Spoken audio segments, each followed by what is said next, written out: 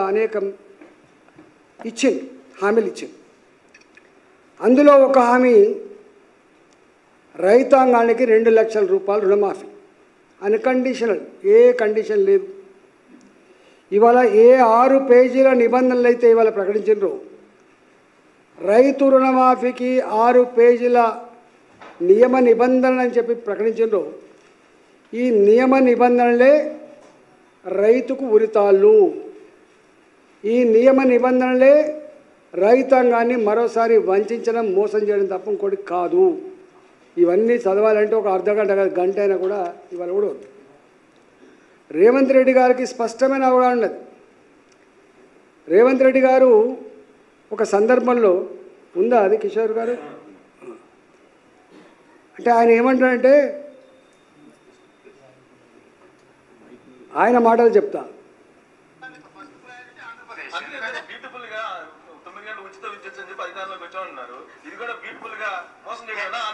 నేనేమంటున్నా అంటే ఆంధ్ర తెలంగాణ కాదు, మొత్తం భారతదేశంలో ప్రజలు మమ్మల్ని రాజకీయ నాయకులు మోసం చేయాలని కోరుకుంటున్నారు. ప్రజలు మేము నిజం చెప్తే వాళ్ళు నమ్మడం కాదు, ఇష్టం ఉండదు వాళ్ళకు. నమ్మకపోవడం వేరు.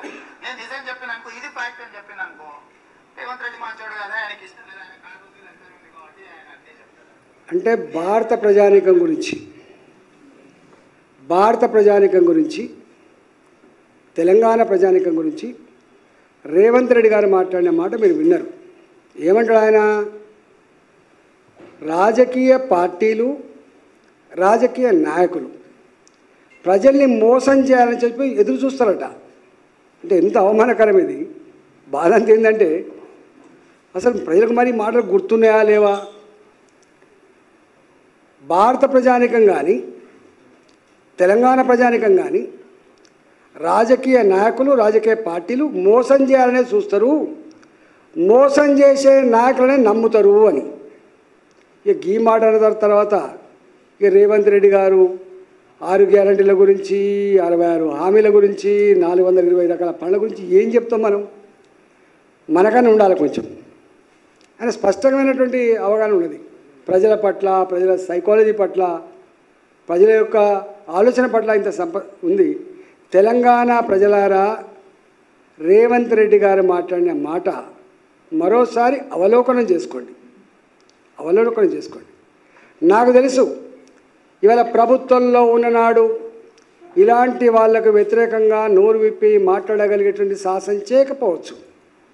దబాయింపులకు లేదా అవమానాలకు లేదా హరాస్మెంట్కి గురవుతున్న భావన ఉండొచ్చు. కానీ నాకు తెలిసిన తెలంగాణ ప్రజలు, నాకు తెలిసిన భారత ప్రజలు ఇవాళ ఆకలినైనా భరిస్తారు కానీ అవమానాన్ని మాత్రం భరించలేరు.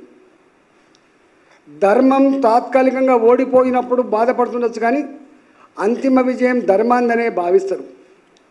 భారత ప్రజానీకం, తెలంగాణ ప్రజలు నీతికి, నిజాయితీకి మాత్రమే పట్టగలుగుతారు తప్ప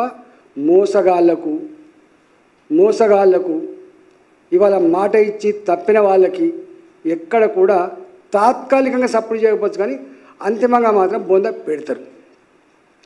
ఇవాళ 2023 ఎన్నికలలో నేను ఇన్ని ఫ్లైఓవర్లు కట్టినా, ఎన్ని కిలోమీటర్ రోడ్డు వేసినా, నేను రైతు బంద్ ఇచ్చినా, ఈ పథకం పెట్టినా, ఇన్ని చెప్పినా